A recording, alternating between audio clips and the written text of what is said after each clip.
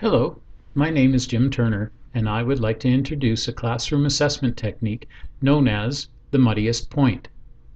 Have you ever been involved in learning a new concept or skill and found that there's one part of the instruction that just doesn't make sense to you? Or that you aren't sure you understand well enough? Well, that is the muddiest point. A phrase, skill, or concept from the lesson that is unclear or confusing to you. When you are the one asking the students to bring forward their muddiest point, it always helps to give them a distinct focus to draw their opinions from. If you were teaching students how to build a birdhouse and simply asked, "What was the muddiest point about building a birdhouse?" Instead of getting feedback about how they were unclear on how to decide which type of wood to use or why they didn't use glue to join the parts, you may have a student say, "Why do we build houses for birds anyway? Don't they build their own nests?" The focus of the students' responses should be centered on concepts or activities that were addressed in that lesson. Reviewing the students' muddiest points will help validate whether the learning goals were in fact achieved and which ones require further explanation, study, or practice. The originator of this strategy was F. Mosteller, who developed it for teaching his large undergraduate statistics class at Harvard.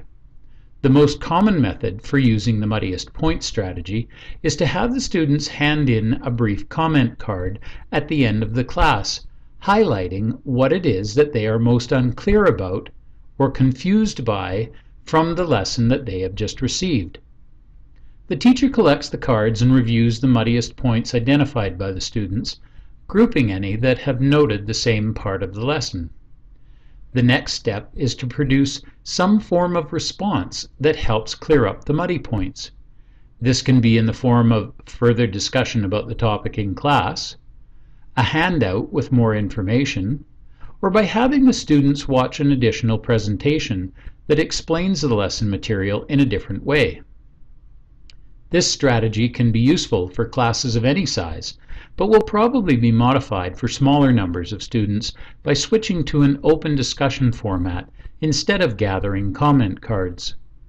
Some advantages of this strategy may be the responses can be anonymous, or it encourages the students to reflect on the lesson right away. It's quick to apply, review, and assess for both the students and the teacher.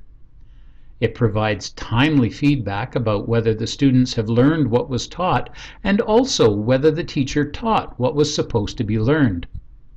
It also helps identify the strengths and weaknesses of the course material, the students' efforts, and the teacher's methods.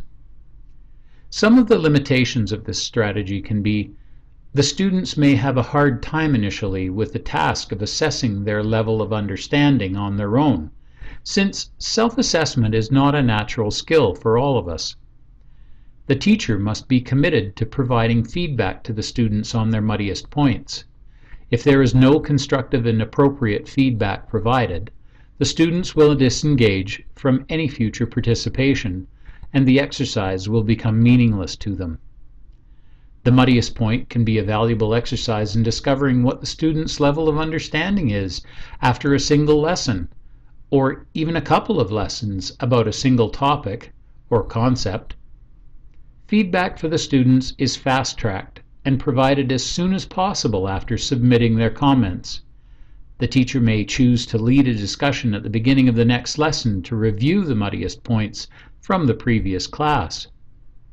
With continued use of this strategy, the students may eventually develop a regular practice of self-assessment of their learning, which could help form the foundation for self-directed, self-managed learning in the future.